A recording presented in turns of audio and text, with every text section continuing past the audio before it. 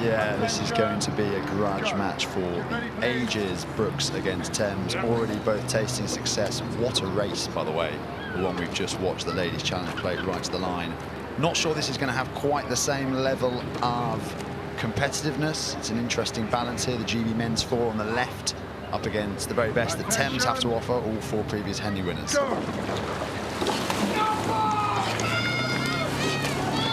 And we're away in the Stewards Challenge Cup. Brookes University on the left-hand side of your screen in the Brookes Station. Thames Royal Club A in the Brookes Station. Incredible experience on board in both of these crews. The Brookes crew coached by Christian Felkel. It is the British men's four. 2023 European rowing champions, 2022 world rowing champions. Oliver Wilkes, Matthew Aldridge and Freddie Davidson, each with 7 previous Henley appearances. David Ambler in the 2 seats, 6 Henley appearances. But we go across to Thames. Incredible Hugh Jones with 6 appearances, James Palmer with 13 appearances, Anthony Lester with 14, and Sam Thornton in the stroke seat with 11. So huge amount of experience, but bit of an ask to come up against this outfit from the British team. Yeah, that experience that Thames have on board, 4 previous Henley winners, 14 appearances here at the regatta for Anthony Lester.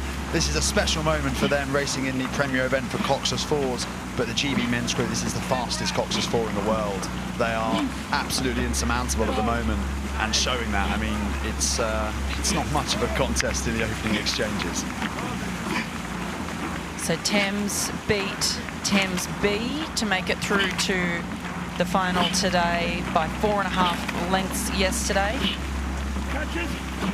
So they certainly haven't had a race like they are experiencing today, and we can see the caliber of the British men's crew, who are absolutely dominating, as we would expect to be seeing in this Thames crew. Anthony Lester in the 3 seat. He was winner of the Thames Cup in 2015. Sam Thornton in the stroke seat won the Thames Cup in 2018.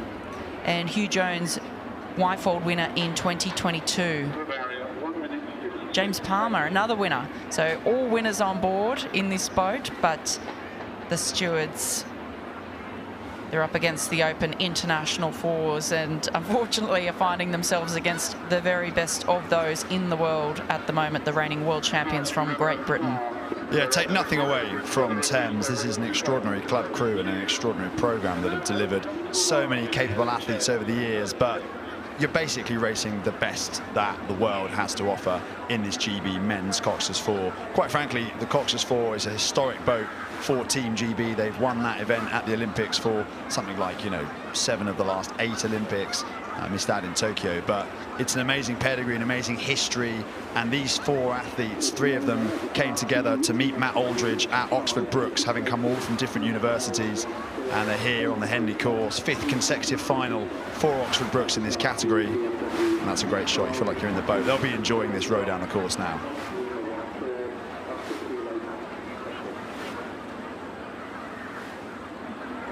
I think by my count they've only won it 6 out of the 8, Tom, because there was another nation that might have won a couple of those Olympic championships.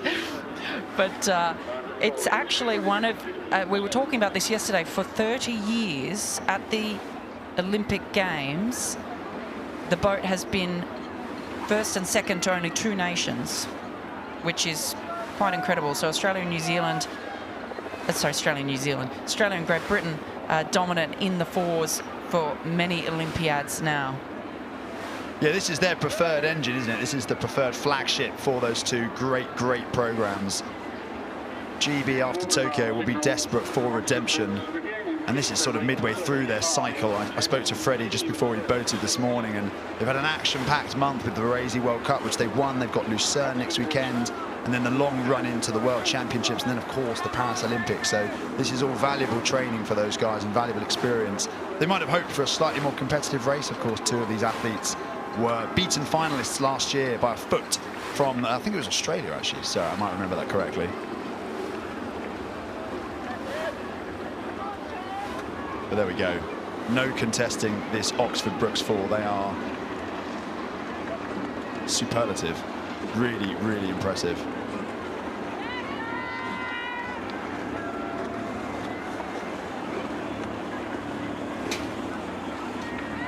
Wow, what a margin here. Thames Rowing Club A really struggling to find themselves competitive up against Oxford Brookes University, also better known as the British Men's 4. The British team has quite a lot of racing in close succession at the moment, don't they, Tom? They did the European Championships, World Cup 2 in Varese, and now Henley, and then on to World Cup 3 in Lucerne next weekend. So quite a lot of racing in quick succession, and then I think it's about an 8-week break or so through to the World Championships in Belgrade, Serbia later this year, which is the all-important Olympic qualifying regatta.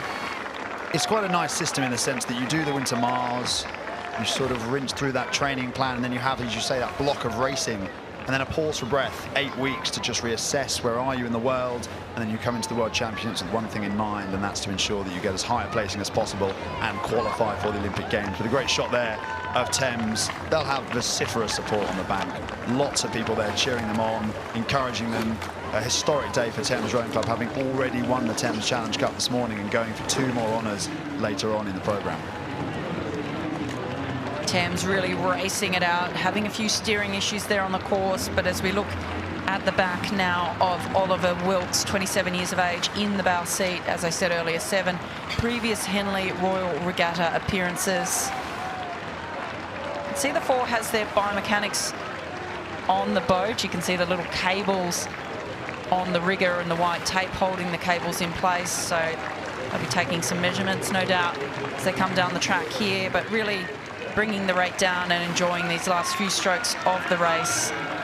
They wouldn't be wanting to cook themselves with Lucerne next week, and presumably the team will be off tomorrow or Tuesday over to Switzerland. Yeah, it's easy to take this for granted, this type of victory, but Oxford Brookes, they put the work in. They are the GB Men's 4 and rightful winners of the Stewards Challenge Cup.